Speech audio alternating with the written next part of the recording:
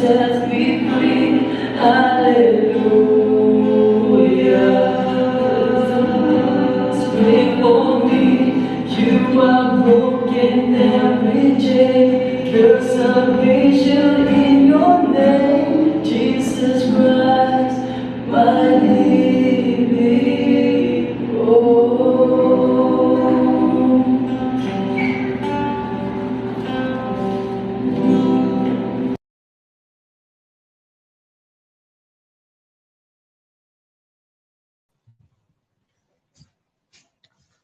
Magandang gabi po sa bawat isa, and start with the prayer.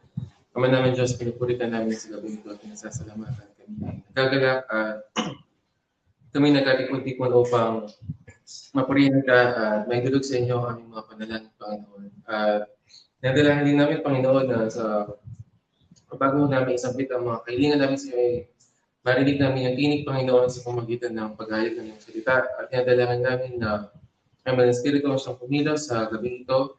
Bigyan niyo po kami ng kaunawaan na nagagaling sa inyong Panginoon. Ito aming dalangin ko sa salamat sa pangalan ni Jesus. Amen. So, tayo po ay magpapatuloy sa Psalm at nasa chapter 16 na po tayo. At babasahin ko muna po on ESV, Psalm 16. Preserve me, O God, for in you I take refuge. I say to the Lord, you are my Lord. I have no good apart from you. As for the saints in the land, they are the excellent ones, in whom is all my delight. The sorrows of those who run after another God shall multiply. Their drink offerings of blood I will not pour out, or take their names on my lips. The Lord is my chosen portion and my cup. You hold my lot. The lines have fallen for me in pleasant places. Indeed, I have a beautiful inheritance. I bless the Lord who gives me counsel. In the night also my heart instructs me. I have set the Lord always before me, because he is at my right hand. I shall not be shaken. Therefore, my heart is glad, and my whole being rejoices. My flesh also dwells secure. For you will not abandon my soul to Sheol, or let your Holy One see corruption. You make known to me the path of life. In your presence there is fullness of joy. At your right hand are pleasures forevermore. Ito po ay isa sa mga panalangin muli ni Haring David. May ibang translations na nakalagay dito before the first one, amiktam. No? Probably that's a Hebrew word na ginagamit as a musical or liturgical term. Pero hindi po natin sigurado kung ano ibig sabihin. But nevertheless, ito po ay kasama ang chapter 16 sa mga panalangin at awit ni Haring David. Napakaganda po nito sapagkat hindi siya yung typical na nababasa natin na mga dalangin ni Haring David na kung saan siya ay nahihirapan or may mga kaaway na humahabol sa kanya. Bagkus siya ay nagpapasalamat at nagagalak sapagkat kasama niya ang Diyos at siya ay nasa presensya ng Diyos. Pero nag-umpisa po siya sa panalangin ng isang kahilingan. No? Gusto niya ay makatagpo siya ng shelter sa Panginoon. Kaya ang bungad niya po ay, preserve me, O God, for in you I take refuge. Napakaganda nung panalangin niya sapagkat may kahilingan at may pinaghuhugutan, may basihan kung bakit at paano niya nasabi na kayang tugunan ito ng Panginoon. Ang hiling niya, preserve me. No? Siya ay nananalangin, siya ay nakikiusap sa Panginoon, preserve me. Bakit? No? Ano ang kanyang kasiguraduhan? For in you, I take refuge. Marami po sa atin, sa mundo ito, na kapag tayo ay kumakaharap sa mga problema, we don't know kung saan tayo pupunta, saan tayo tatakbo, kanino tayo lalapit. At hindi tayo sigurado kung makakatagpo tayo ng tulong. May mga pagkakataon na may lalapitan ang isang tao, nagbabakasakali na makahanap ng tulong at hindi siya sigurado. Hindi po natin pwedeng sabihin na may kailangan ako at alam kong tutugunin mo ito sapagkat sa iyo ako nanghingi o sa iyo ako humingi ng tulong. No? Kung tayo po yun, at sinabi, ay wait lang, parang wala naman akong obligasyon. No? Lalo na kung hindi talaga tayo obligado. No? Hindi naman din lahat ng kung kaya man natin, hindi naman lahat ay tutugunan natin. No? At mas madalas, hindi rin natin kaya yung inilalapit nila sa atin. Ngunit ang panalangin ni Haring David, no? May panalangin ako, Diyos, aking Panginoon, preserve me, sapagkat sa iyo ako ay naghahanap ng refuge. Sa iyo ako ay naghahanap ng kaligtasan. Hindi siya nagbabaka sakali, you may, or that you may, no, grant me a refuge. But in you, I take refuge. Ganyan na lamang yung kumpiyansa ni Haring David na kapag lalapit siya sa kanyang Diyos, sigurado siya na siya ay tutulungan. Na kapag siya ay lalapit sa Diyos, hindi siya nagde-demand, pero it's all based on the character of God. Hindi siya nagdadalawang isip. No? At doon nagagalak ang Panginoon for those who are not half-hearted. Ito yung mga may pananampalataya, no, na sila ay tutugunan ng Panginoon. In verse 2, pinagpatuloy niya, I say to the Lord, you are my Lord. Bakit I say to the Lord, you are my Lord? Di pa ulit ka dito, Haring David. Familiar na po tayo dito kapag ang Lord ay all capitals, ang direct translation po nito ay Yahweh. Ito ang pangalan ng Diyos. Kaya sa LSB version ng isang Bible, I say to Yahweh, you are my Lord. Or I say to God, I say to the Lord, you are my God. So ang verse 1, David was praying to God with an assurance based on the character and the faithfulness of God in that character. David has a confidence. And in verse 2, idinedeklara ni Haring David, ikaw, Yahweh, ang aking Diyos. Kinikilala niya na wala siyang ibang Diyos na sinasamba. For you, no, I say to the Lord, you are my Lord. In other translations, you are my God. You are my Master. He is recognizing a supreme being beyond him. At dahil doon, pinapakita lalo ni Haring David, hindi ko kaya ito, Panginoon. Kailangan ko ng kaligtasan, kailangan ko ng nasisilungan, at alam ko na sa iyo ko lamang matatagpuan yun. At alam ko na tutugunan mo yun sapagkat iyon ay ayon sa iyong karakter. I have no good apart from you. Nung una ko pong nabasa ito, ang baka tinutukoy niya dito yung kabutihan na nanggagaling sa akin. No? Pero sa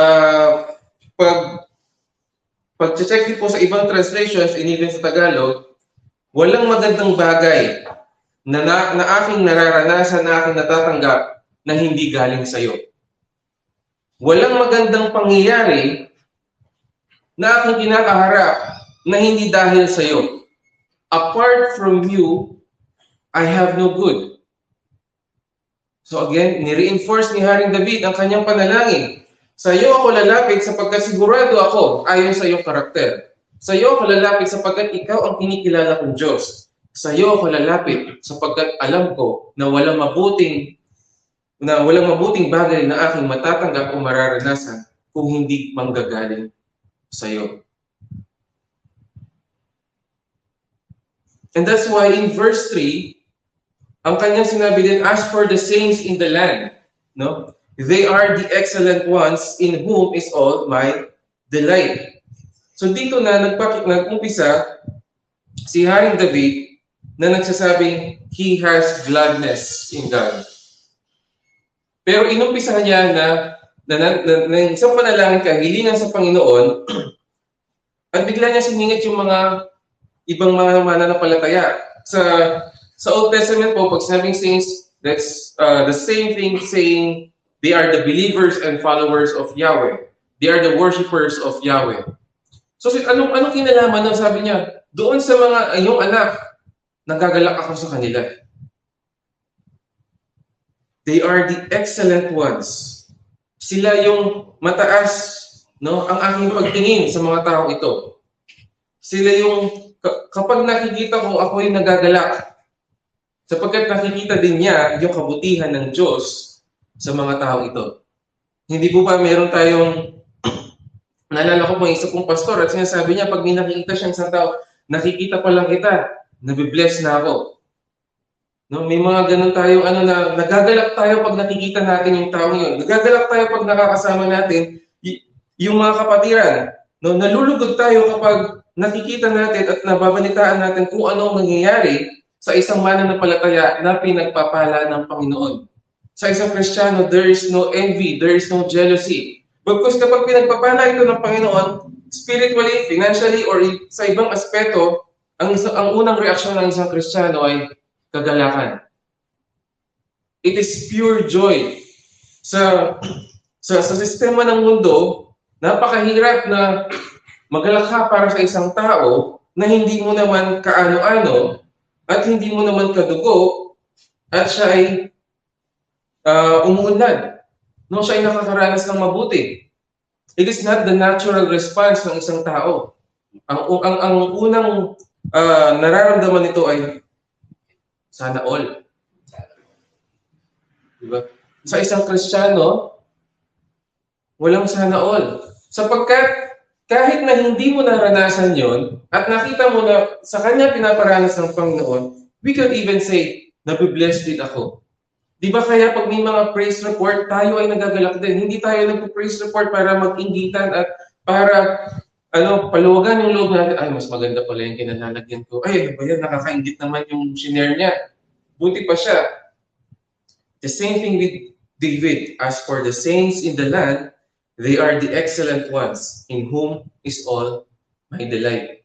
At ikinumpara niya in verse 4, yung mga hindi sumusunod o nananampalataya sa Panginoon. The sorrows, no? Yung pighati of those who run after another God. Ang pighati ng mga tao na iba ang Diyos na kinikilala, iba ang Diyos na sinasamba, their sorrows shall multiply. Bakit? Siya ba ay nagsusumpa? Siya ba ay nag-observe? Because, babalik po tayo, I have no good apart from you, sabi ni Haring David sa verse 2. Itong mga taong ito na hindi sumasamba, hindi nagpupuri sa tunay na Diyos, hindi nagpupuri kay Yahweh, ang Diyos ng Israel. David knew there is no gladness. There are no good things na pwedeng maranasan at matanggap ng isang tao apart from God. And their sorrows shall multiply. Kahit po sa atin, kapag tayo ay magre-reflect, no? Kung wala tayo sa Panginoon at ito yung problema kinakaharap natin, paano kaya natin malalagpasan yon? Or paano kaya natin haharapin yon? Whenever I think, no, kapag may mga problema, at isipin ko, paano kaya kung wala ako sa Panginoon at ito yung problema ko? Paano kaya magiging reaction ko? Paano kaya ako magso-survive? No? Hindi ko po ma-imagine. And even the other people, no? What if wala sa Panginoon ang tao ito? It's also a wonder para sa akin na yung mga unbelievers, how do they survive? Hindi ko alam paano nila nagagawa makapag-survive sa araw-araw without recognizing Jesus in their life, without worshiping the one true God. Parang napakahirap. Perhaps itinatawid yung bawat araw, no? Perhaps nagpapakatatag sila kasi nakita naman natin, lahat pa rin naman sila buhay, lahat pa rin naman sila nakakangiti, pero hindi ko alam paano nila nagagawa yun apart from God. Kung tayo ay nasa Panginoon na hindi natin nanaisin na sana okay lang siguro kahit wala ako sa Panginoon tapos ito yung problema ko kasi matatag naman akong tao, no? Sinubok na ako ng panahon, Meron akong support system, merong mga taong nakapaligid sa akin, marami akong kaibigan. Hindi natin ipagpapalit yung ganung sitwasyon. Di ba? Di baling mawalan ako ng kaibigan, di baling hindi ko maasahan yung mga taong inaasahan ko, pero sigurado ako na hindi ako papabayaan ng Panginoon. So ang panalangin ni Haring David is there's a comparison between the believers and unbelievers at siya'y nagagala, no? Sa mga believers, i-expect natin na yung sa mga unbelievers, siya ay nalulungkot. Pero hindi. Ang sabi niya, yung kalungkutan ng mga unbelievers, ng mga hindi sumasamba sa Diyos, sa totoong Diyos, ay darami at hihigit. So hindi siya nalungkot para sa kanila. Para, sige yung kalungkutan nyo, para yan sa inyo. Because you do not recognize God. And then in verse 5, the Lord is my chosen portion. So, from verses 1 to 4, kinikilala ni Haring David si Yahweh na siya ang kanyang Diyos. From verses 5 to 6, kinikilala niya na si Yahweh ang kanyang tagapagtanggol, ang kanyang protector. The Lord is my chosen portion and my cup. You hold my lot. The lines have fallen for me in pleasant places. Indeed, I have a beautiful inheritance. All good I have no good apart from you. Sabi niya sa verse 2. And now, sabi niya, ikaw, Panginoon, ang aking kayamanan. Ikaw, Panginoon, ang aking pagmamay-ari. Meaning, I am yours and you are mine. Pansin-pansin po na ang kinagagalak ni Haring David ay hindi yung kanyang mga pisikal na kayamanan, hindi yung mga magagandang bagay na nangyayari sa kanya, hindi yung mga good news na nakapalibot sa buhay niya, kundi ang Diyos mismo. The Lord is my chosen portion and my cup. You hold my lot. Kaya, sabi niya, parang lahat ng mga magagandang lugar, no? Basahin ko po sa Tagalog.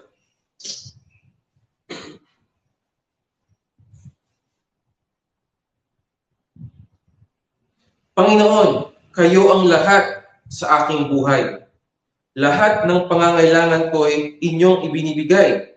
Kinabukasan ko ay nasa inyong mga kamay. Lahat ng pangangailangan ko, binibigay ng Diyos. Kinabukasan ko ay nasa kanyang kamay. And yet, hindi yon ang kanyang buhay. Sapagkat sabi niya, kayo ang lahat sa aking buhay. May kanta, you are my all in all. Kaya yung mga physical, no, yung mga material blessings na natatanggap ni Haring David, those are bonuses, those are manifestation ng kanyang kagalakan sa Panginoon. Napakadali kasing pasalamatan ang Panginoon sa mga bagay na natatanggap natin. At isang mas malalim na panalangin na pasalamatan ng Panginoon na siya ay nasa atin. Na ang Diyos ang ating kayamanan. Sa isang unbeliever, madali, kahit hindi siya Kristiyano, na mag-pray at magbigay ng pasalamat sapagkat may natanggap siya. Pero tanungin mo siya, are you also glad that the Lord is your chosen portion? That the Lord is your cherished treasure? At mag-iisip siya, anong ibig mong sabihin? Nagagalak ka ba sa Panginoon? Hindi sa mga binibigay ng Panginoon. Of course, walang masama doon. Dapat lang na magalak din tayo sa mga natatanggap natin sa Panginoon. Pero ang pinakamalalim na panalangin at pasasalamat ng isang tao ay ang pagpapasalamat niya ang pagpapasalamat niya sa Diyos na nasa Kanya ang Diyos. That He is His treasure. In verse 7 and verse 8, ang Diyos ang kanyang tagapagtanggol. Ang Diyos ang kanyang gabay. I bless the Lord who gives me counsel. In the night also, my heart instructs me. I have set the Lord always before me, because he is at my right hand, I shall not be shaken.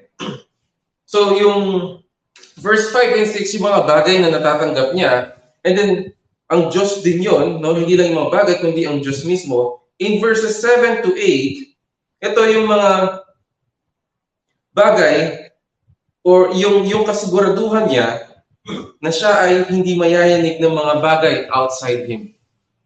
I will not be shaken. Kaya pinupuri niya ang Diyos. I bless the Lord. David started with gladness. Nagagalak siya sa mga kasama niyang mananampalataya. Nagagalak siya mismo sa Diyos. And that's why I bless the Lord who gives me counsel. In the night also, my heart instructs me. Ang ibig sabihin dito, ang mismong puso, kaibuturan ni Haring David, nagsasabi, tumitibok, na ang Diyos ay dapat mong papurihan. Na ang Diyos ay dapat mong sambahin. Di ba may kanta na yung bless the Lord?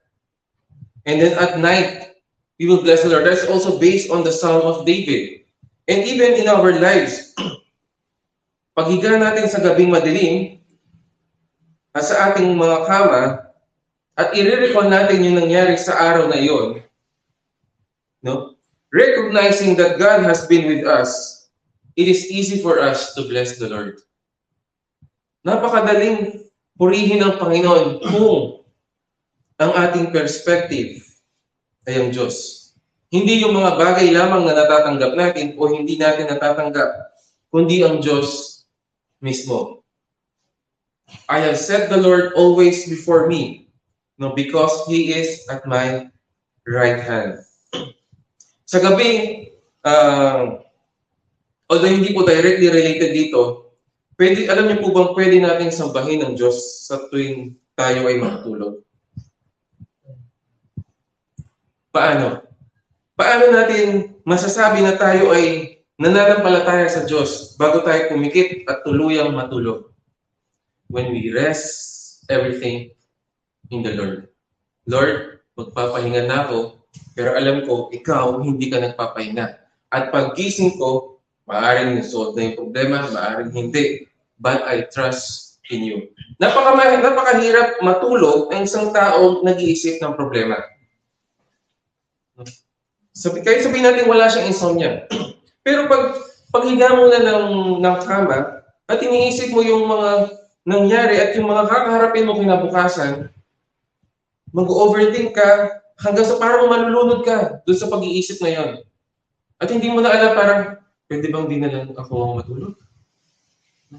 Minsan may mga ganun din pong mga nagtatrabaho na sobrang sipag kasi, ay baka may ganitong mangyari, kailangan mag-overtime, kailangan magpuyat. Hindi, ganito, ganyan. But there's also faith in resting.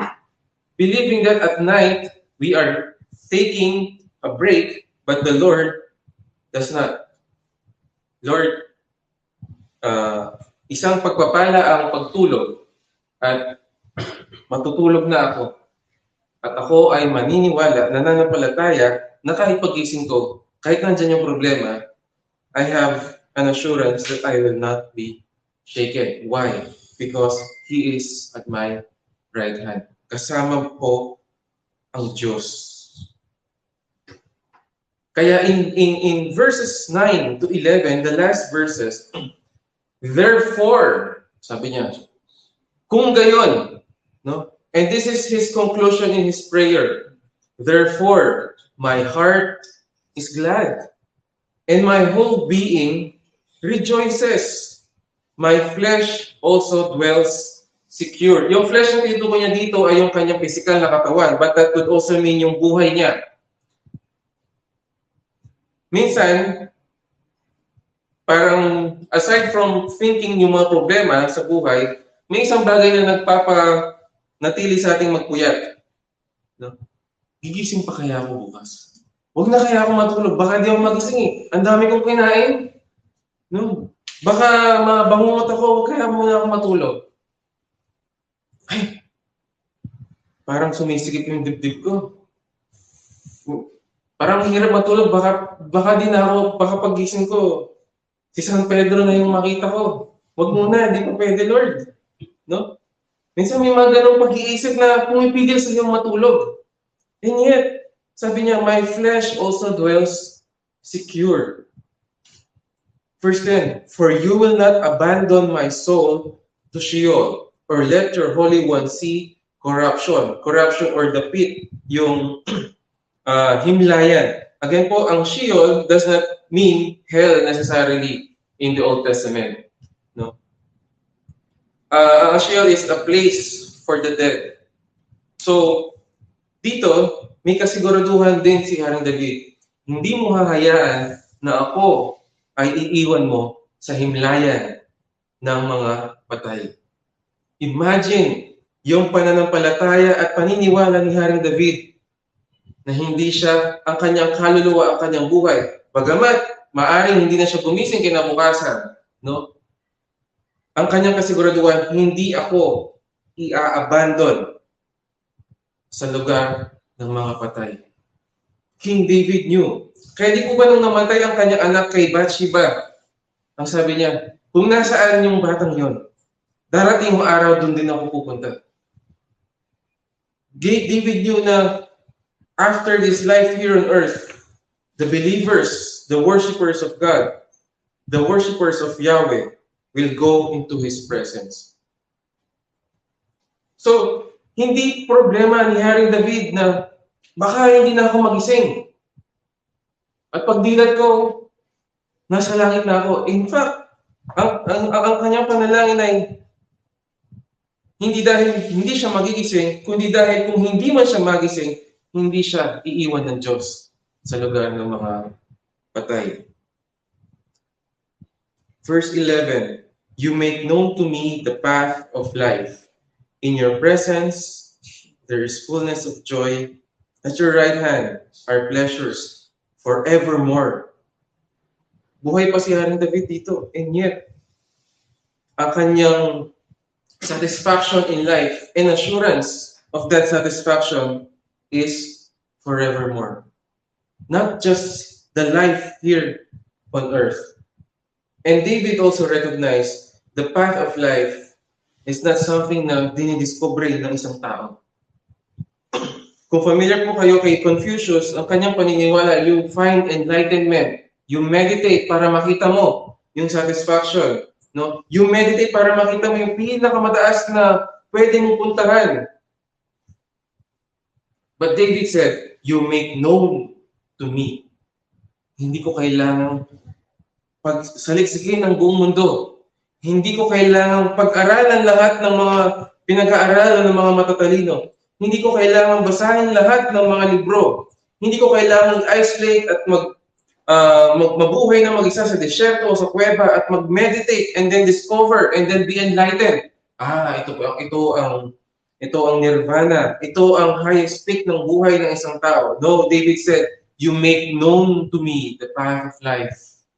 Ang Diyos ang naghayag. Ang Diyos ang naghahayag at hindi niya inililihim sa sanlibutan ang tamang daan. Ang buhay na nagbibigay ng tunay na satisfaction. God did not keep that a secret for the world, to the world. And even David, no, hindi pa po kumpleto ang Bible dito, he already knew, you make known to me the path of life. At napakaganda ng last two verses, in your presence, there is fullness of joy. At your right hand are pleasures forevermore. May kanta pong ganun, no?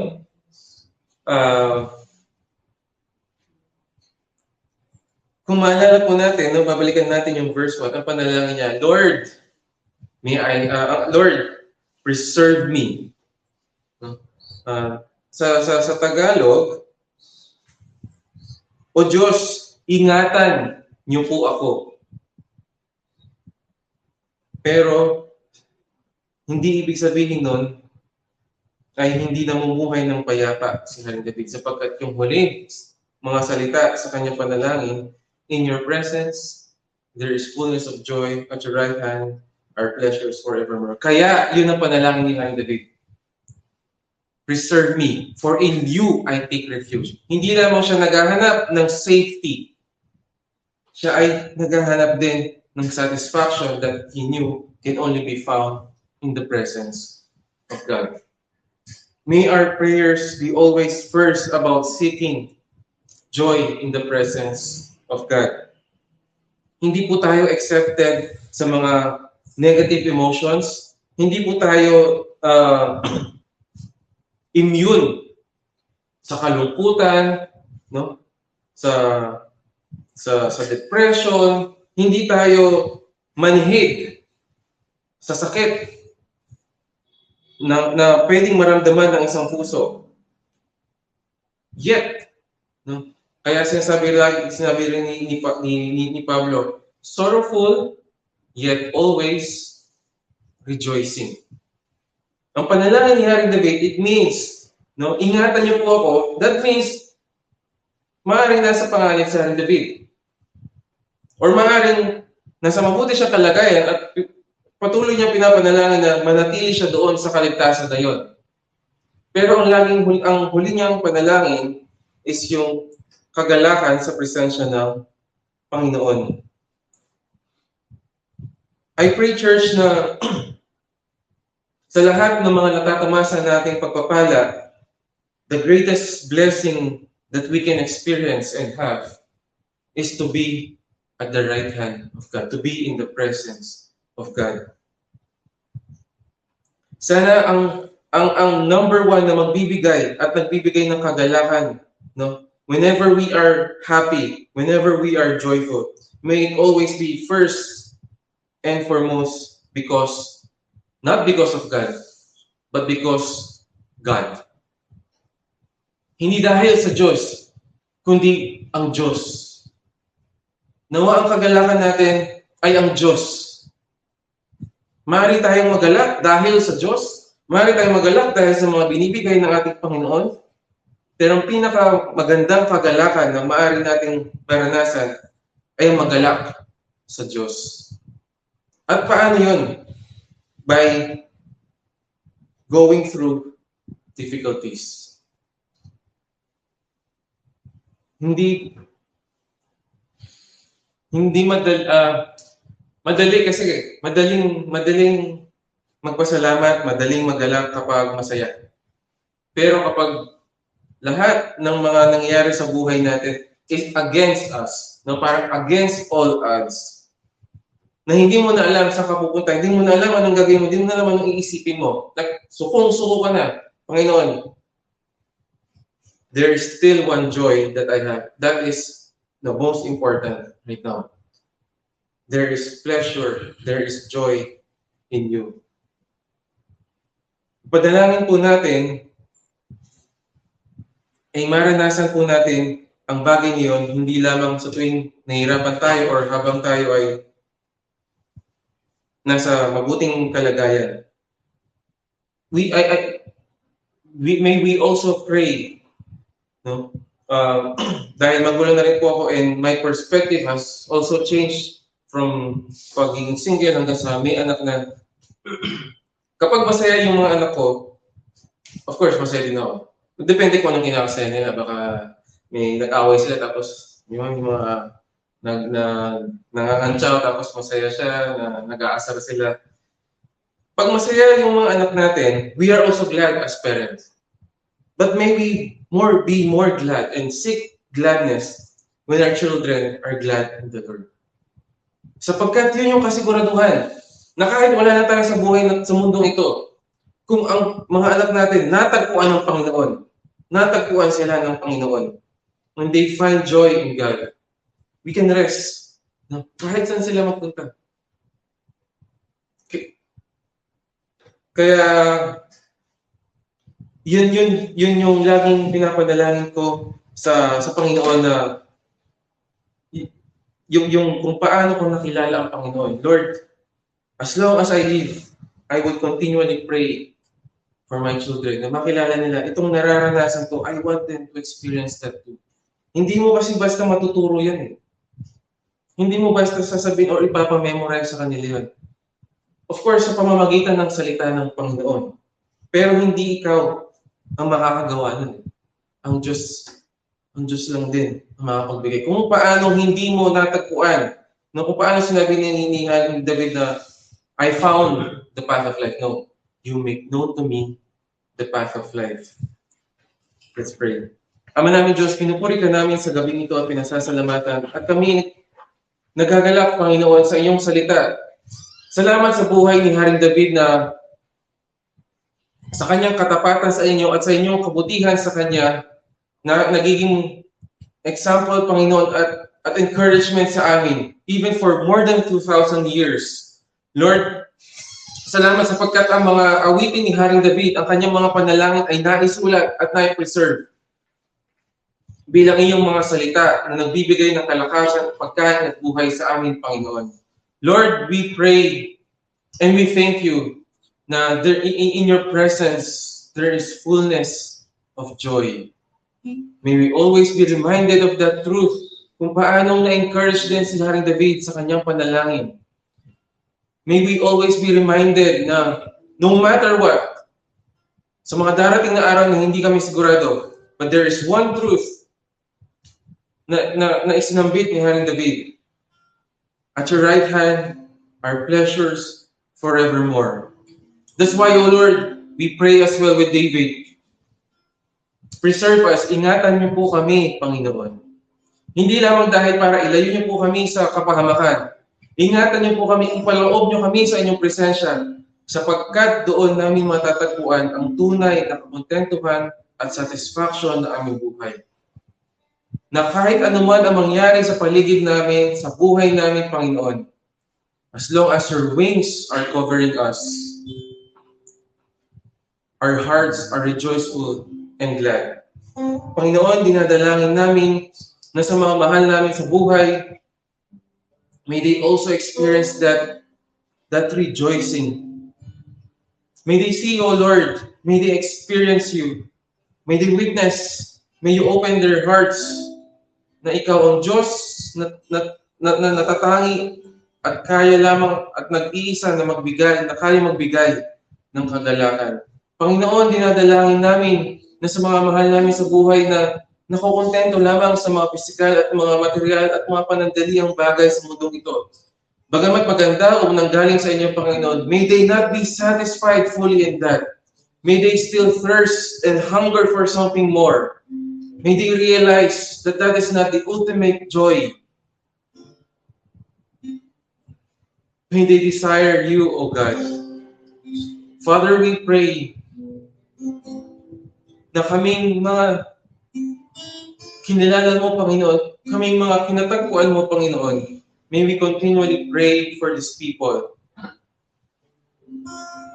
Ito aming dalangin, pasasalamat sa pangalan ni Jesus. Amen.